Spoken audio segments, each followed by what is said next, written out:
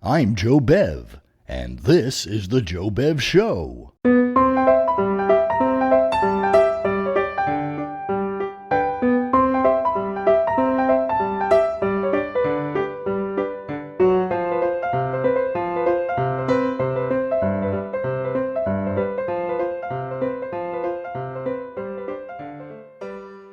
This time on the Joe Bev Show, Brute Ballingham Private Detective Chapter 6, To Have a Lot and Not Have a Lot. Howard Cosel says words, an unusual conversation with a flea, Jackie Mason tells about the tree and the vegetables, the Marx Brothers do a kid show, and Leon Redbone sings about Johnny the Lizard. That's coming up on the Joe Bev Show.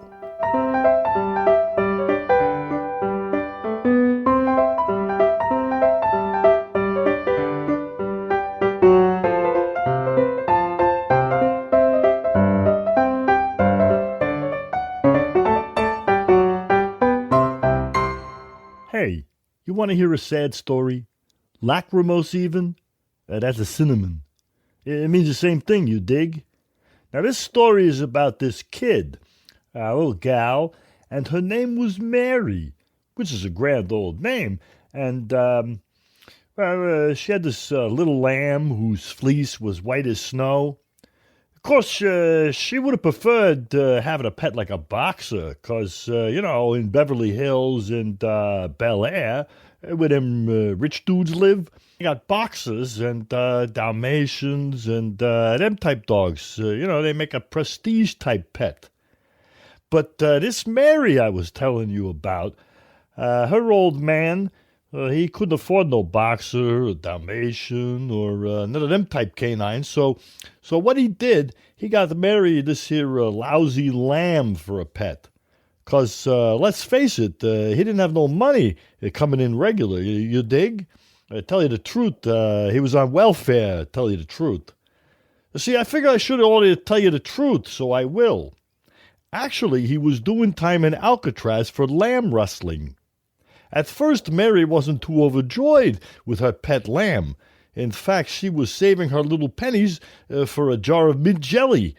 But her skateboard was broke, and she was too fat to use her hula hoop, which is some kind of fat if you let your mind dwell on it. So she accepted the lamb reluctantly, with 3-month options to terminate the relationship. Anyways, this lamb, who shall be nameless, because I forgot it, was scared all the time.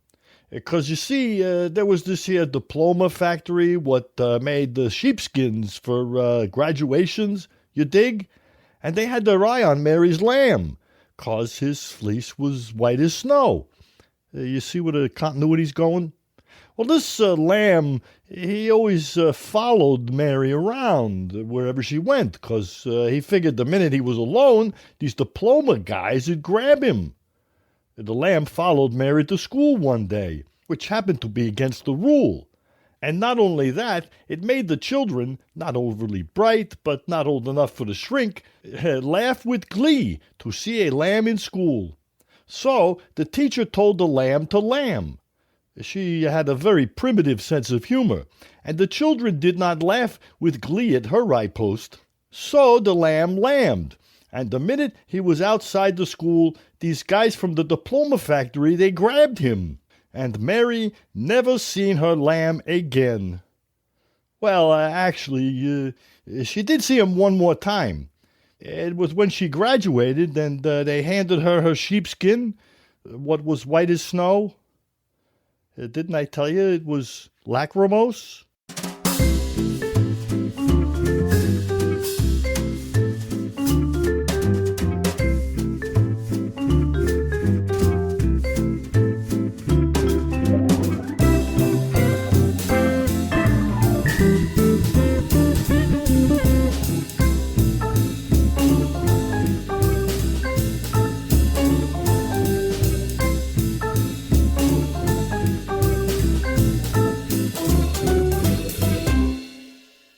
I'm Joe Bev, and this is the Joe Bev Show.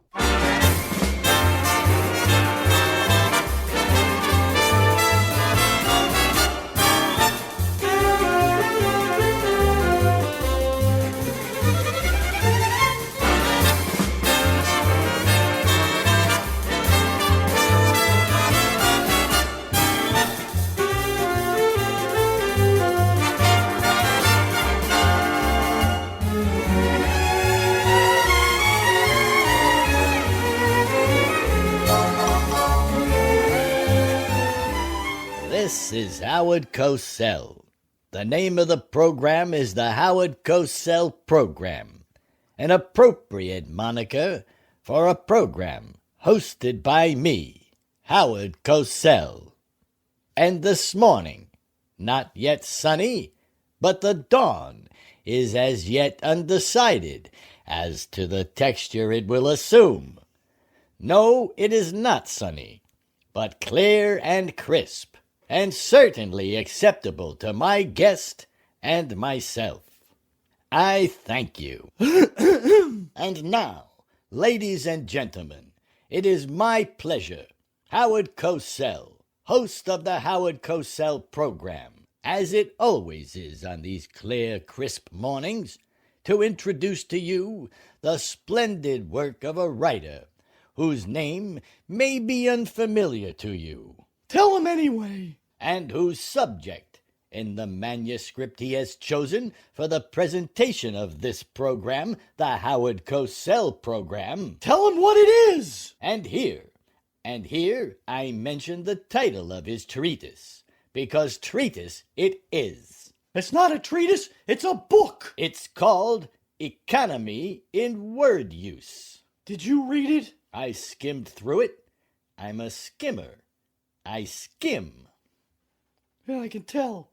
Even the title didn't get through to you. To continue, when I mention, and what I'm about to mention is worth mentioning, when I mention that remembering back to the acclaimed works of Charles Dickens and other worthies of his stature, we must accept the fact that the present is the present, and the past is the past. I'll accept it, but let's get moving on this thing.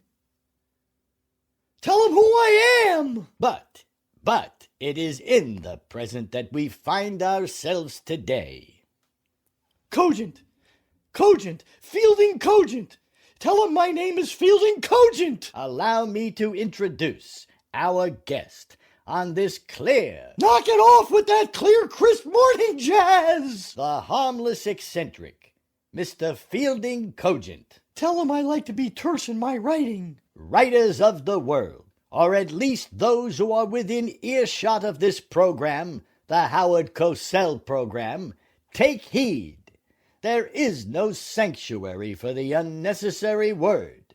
It will be reviled and spat upon. I don't think anybody's going to spit on it. What I'm writing about here is, well, if you can say it in a few words, you do it. We'll do it, for crying out loud. A darling challenge to the demon of verbosity, who lies waiting for the unwary machinations of the writer's muse. Just tell him I write simple. Let's move it. I turned down Merv Griffin for this. Just write simple. It's not that easy. It's what my book is all about. Read the damn thing. Don't you realize that those poor untrained fledglings, whose creative wings are now extended for flight, are ill-equipped to heed your advice? What are you making such a big deal? It's not that tough. Just put it down, and then slash it to ribbons.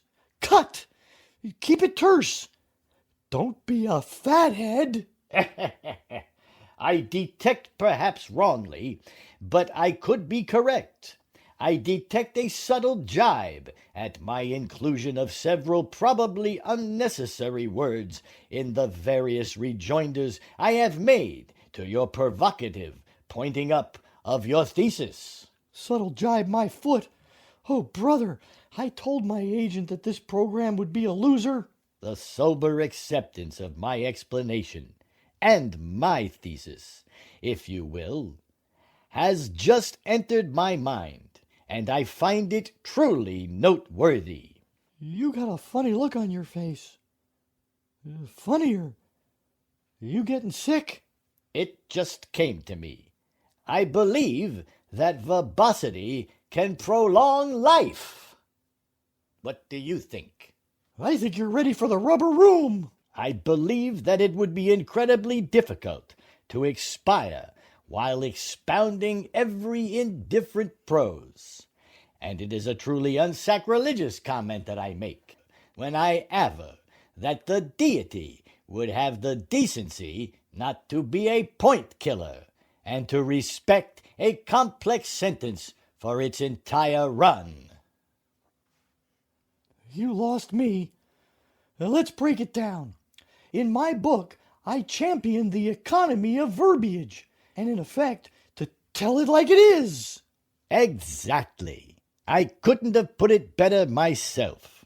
Actually, I probably could, but we've run out of time.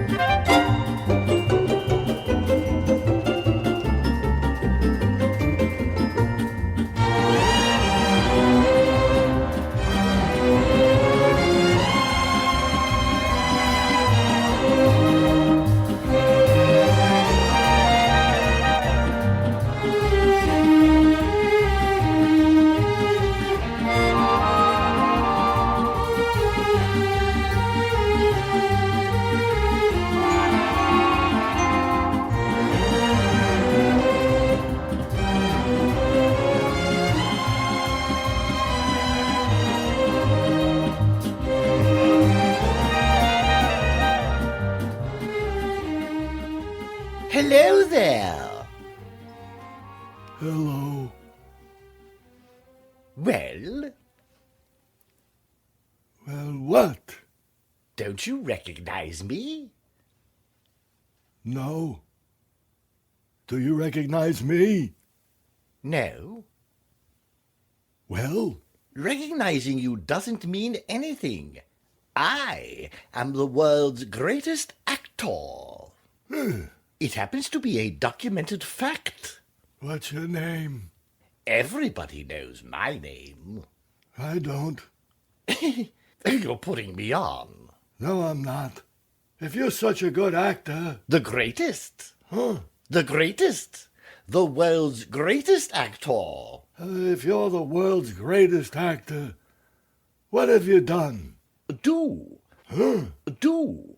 For goodness sakes. I'm still doing it. I pull a tiny wagon across the top of a matchbox. How can you do that? Because I am the world's greatest actor. I am also a flea.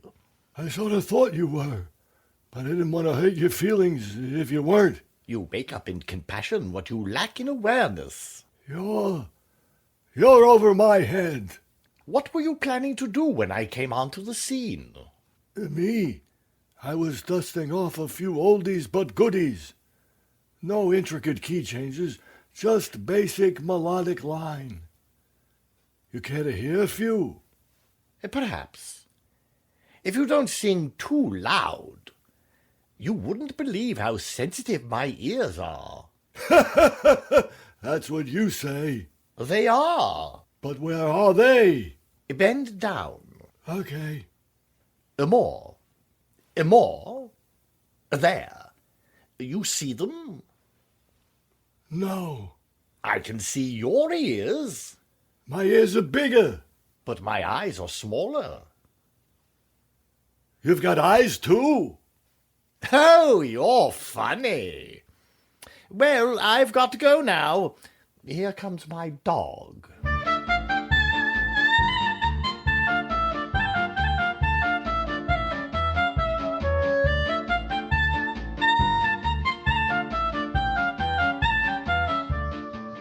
Once upon a time, there was a lovely vegetable patch on which grew a very leafy tree. Both the patch and the tree gave the place a wonderful appearance, and were the pride and joy of the garden's owner.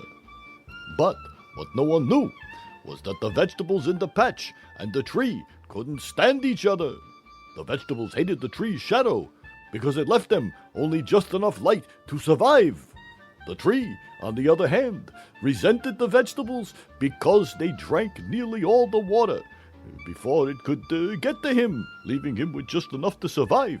The situation became so extreme that the vegetables got totally fed up and decided to use up all the water in the ground so that the tree would dry up. The tree answered back by refusing to shade the vegetables from the hot midday sun, so they too began to dry up. Before long, the vegetables were really scrawny, and the tree's branches looked like sticks. None of them suspected that the gardener, who on seeing his vegetable patch deteriorating, would stop watering it.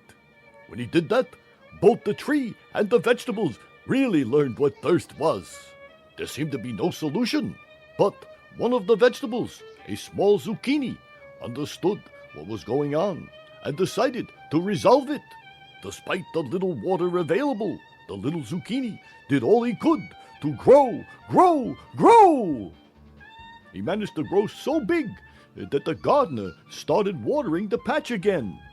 Now the gardener wanted to enter that beautiful big zucchini in a gardening contest. And so it was that the vegetables and the tree realized that it was better to help each other than to fight, that they should really learn how to live in harmony with those around them, doing the best they could. So they decided to work together, using both the shade and the water in the best combination to grow vegetables. Seeing how well they were doing, the gardener now gave the best care to his vegetable patch, watering, fertilizing, and composting it better than any other patch for miles around.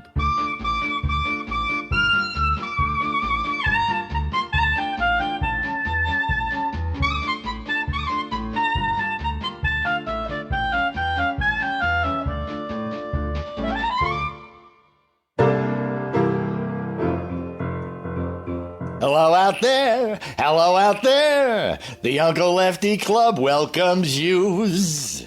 And now with the Jolly Burglar, please take the pledge. For kicks, I will not smoke cigars at all. Till I'm almost 6. Hello out there! Hello out there! The Uncle Lefty Club welcomes yous. Say, Ravelli, am I jolly? Am I jolly? Am I coming through lovable? You're a hit, the boss. Hello out there! Hello out there! The Uncle Lefty Club welcomes yous. Well, hello out there, kids. This is your old Uncle Lefty again. The friendly neighborhood burglar. Say, Ravelli, would you read that letter I got from that kid in the audience? Rusty, she says, Dear Uncle Lefty, instead of telling us one story every night, I would like for you to tell us 2 stories. Well, Rusty, I'll think about it. But congratulations. You're getting to be a regular second story man. Am I jolly? Am I jolly? Am I coming through lovable? You're a hit, the boss. Hello out there! Hello out there! The Uncle Lefty Club welcomes yous. But now it's time for the big Uncle Lefty contest. But first, for the benefit of those kids that were doing time in the kitchen last night, washing dishes, Ravelli, why don't you repeat some of the great prizes? First prize, she's 5 pairs of Uncle Lefty's genuine finger-proof gloves. Now this is a prize you can really use, kids. I mean, why leave incriminating fingerprints around the cookie jar, right? Hello out there! Hello out there! The Uncle Lefty Club welcomes yous. Am I jolly? Am I jolly? Am I coming through lovable? Rusty, he say you're a hit. After all, you don't want to be the first kid in your neighborhood with a record, do you? And I don't mean the Chico Marx Orchestra. Never heard of them. So shape up, kids, and wear the gloves. What's next, Ravelli? Let's see, boss. For the second prize, you get your very own a teeny tiny little personal blowtorch. Yeah, the one I have here isn't working right now.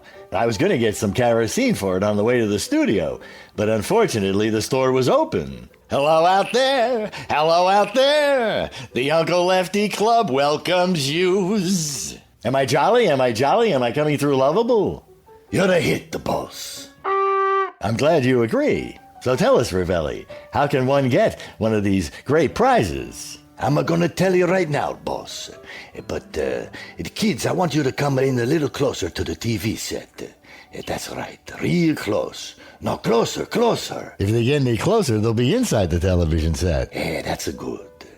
Now, this is strictly between you and us.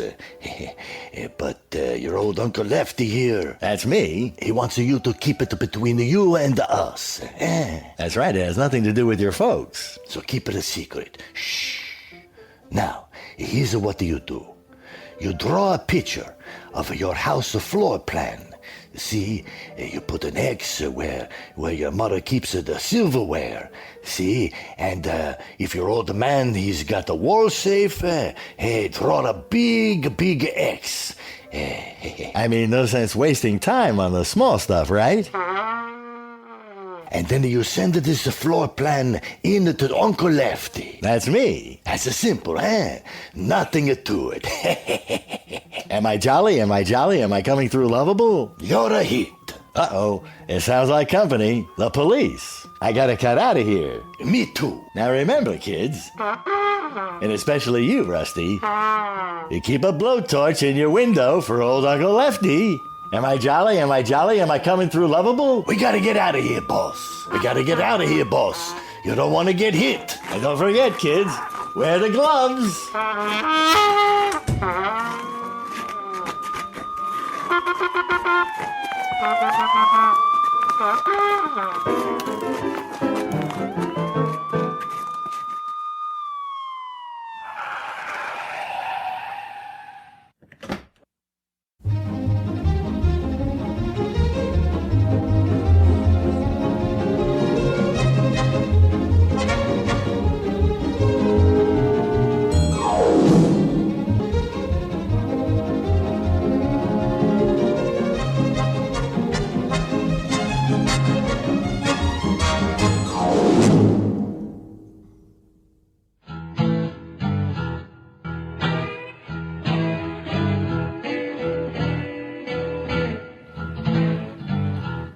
Johnny the Lizard laid out on a rock. He liked to do this around the clock. He was tired of running around the block. Listen to the tale of Johnny's tale now.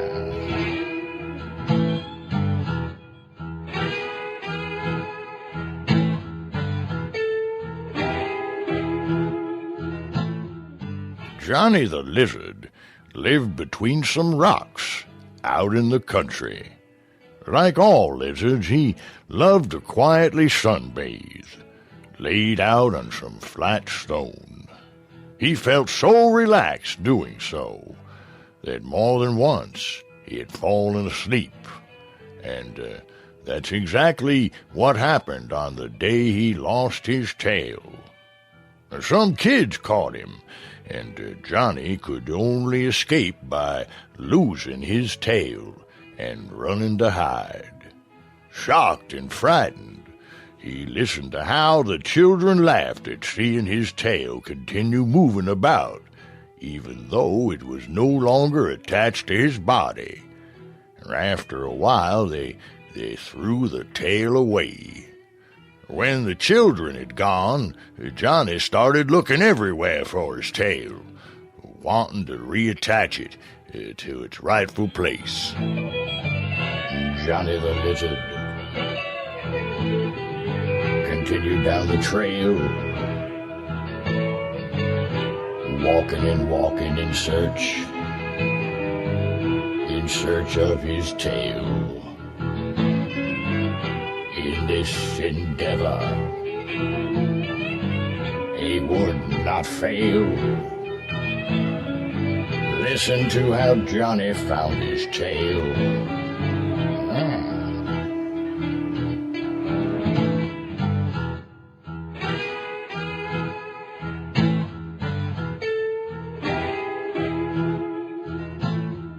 However, the countryside was so big, and as much as he searched for it, Johnny could find no sign of his tail. He left everything else in his life, devoting himself to the search. He forgot about his home, his possessions, his friends.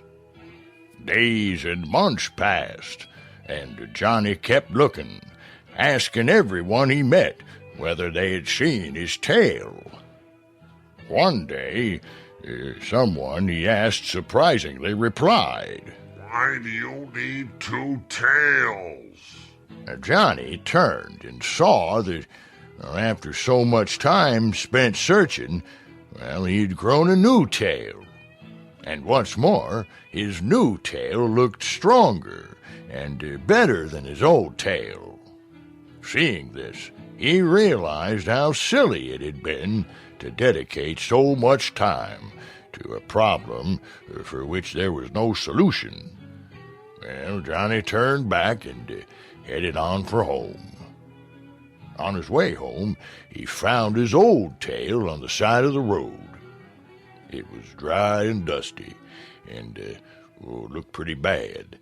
After a while, Johnny, having spent so much time looking for it, was happy to find it, and he picked it up and resumed his journey. Soon he met a frog. The frog, surprised, asked Johnny, "Hey, dude, why are you carrying such a horrible old tail when you already have such a lovely tail of your own?" Because, man, I spent months looking for it, replied Johnny. "Man, you spent months looking for something so ugly and dirty," said the frog. Come on, man. You think it looked like this before? You think it was as ugly as this? You don't know, you're looking at a dead tail, man. Johnny explained. "Yeah, but now it stinks, man. How strange you lizards are, man. I'm getting out of here," said the frog, before jumping off into the distance. The frog was right. Johnny still thought of his tail as though it was the same tail he used to have, but in reality, it was now disgusting. And Johnny understood, so he decided to drop his old tail there, leaving it with all his past worries.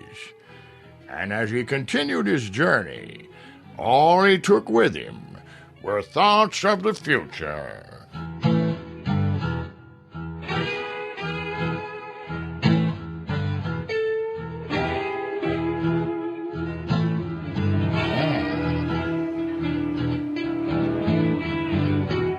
Johnny the Lizard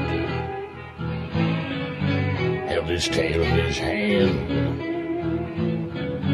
The smell and the look was more than he could stand. And so he dropped it in the sand. And now you've heard the tale of Johnny's tail. Yeah.